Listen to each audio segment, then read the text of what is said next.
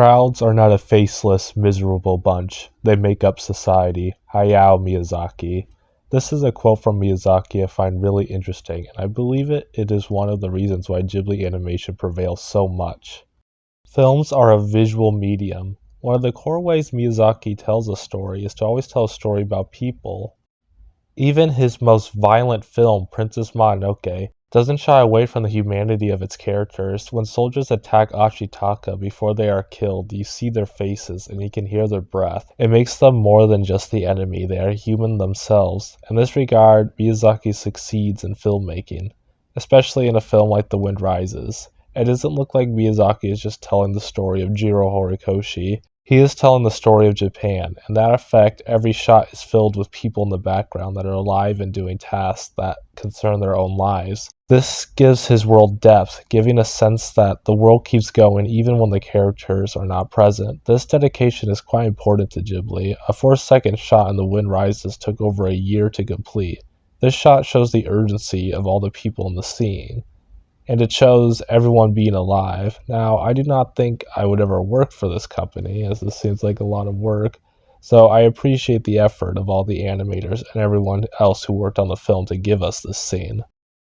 I watched the film Oppenheimer not too long ago, and as another historical piece that closely resembles The Red Rises as it is set during the 30s and 40s and is about the creation of weapons, the film does not hold the same weight in my eyes because there are no crowds in that movie.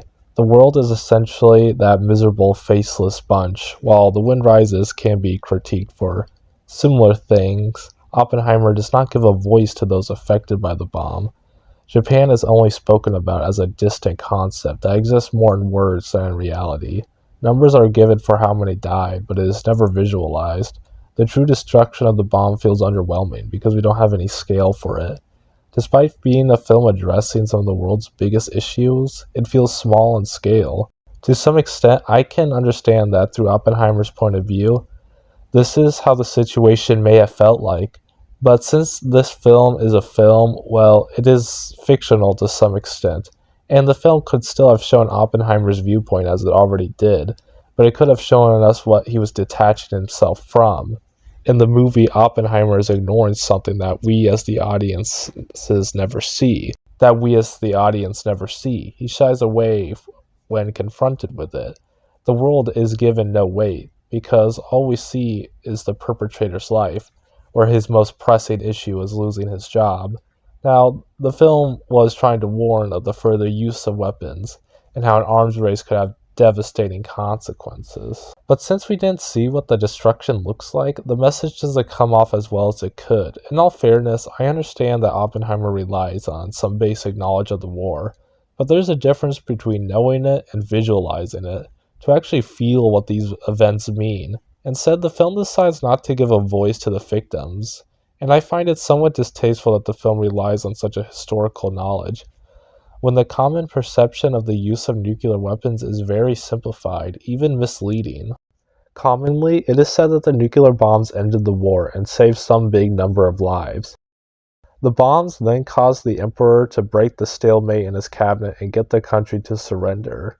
This sounds nice, but in reality, an invasion of Japan, while drafted, was not imminent. The Allies were considering a continued blockade and bombing of the home islands. Not to mention that Japan had already lost the war. Their military was far spread, their navy was sunk, and their air force had little left. The bombs influenced the end of the war to an extent, but if the US really cared about ending the war sooner, they would have guaranteed the emperor's survival sooner. It wasn't until after both bombs had dropped and a Soviet invasion that the US sent a note to Japan implying the emperor would be allowed to live. And since the emperor had some authority in ending the war, you can see why he might have wanted a guarantee of survival if he was going to surrender. Instead, Oppenheimer continues to push the other narrative, that these bombs were a necessary step. What makes it more distasteful is that it doesn't even linger on that. It just says it's so matter-of-fact and keeps going. The bombings are an immensely complicated event, and I just gave a simplification, but the story is filled with politics, sides, and people, most importantly people, especially real people who were affected by this creation. Oppenheimer decides instead to focus a significant amount of the screen time on Strauss and his attempt to take down Oppenheimer. Now, I don't know if I agree with this decision to make it so Strauss literally sees the world in black and white, but if the movie tells you at the end that this wasn't important in the greater context, then why did the film spend so much time on it? It didn't work as a sudden reveal, not to me at least, because I couldn't stop thinking through this section of the movie about how nuclear weapons are suddenly the second most important thing going on in the narrative. Now, I agree with Christopher Nolan's decision not to show the actual bombings because he would have risked just making it a spectacle and not some horrible event, but the aftermath feels like nothing. Yes, Oppenheimer himself didn't see it, and even in the movie, he didn't have to see it. We could still understand his perspective, but a film can't be made about the creation of these weapons without talking about the actual consequences real people had to suffer through. Imagine this movie had ended with interviews with survivors willing to tell their stories. It may initially seem like an odd choice for the narrative, but it would give the actual impact. The sudden appearance of reality would give the film something it needed. Now, maybe I'm wrong. Maybe this wouldn't have worked at all. Maybe it could be insensitive. When using real historical events in art, it can be quite difficult trying to find out a tasteful way to approach it. I know that, but I think just ignoring it isn't the answer either. I have been to the Hiroshima Peace Museum. I saw artwork created by the survivors.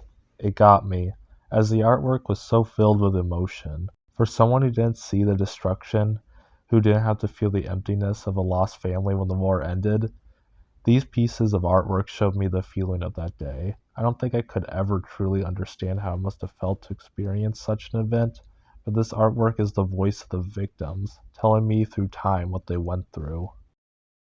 The original Gojira film still remains one of the best films of its franchise to this day. The destruction isn't played off for entertainment, it is shown to be horrible and devastating. The film focuses on some scientists to be the central characters, but it does not shy away to show you what the actual reality of the situation is. The scenes actually depict the overwhelming grief of the people who went through it. It is a piece of art that tries to grapple with the weapons that humanity has made and to tell the story of someone who actually has to see what the destruction looks like, who has to see what is lost visualized. The people in this movie who make up the background are not a faceless bunch. They make this movie. They are what give this film its weight and keep it endearing. I guess in some regards, it seems perhaps American movies have a hard time understanding the bomb.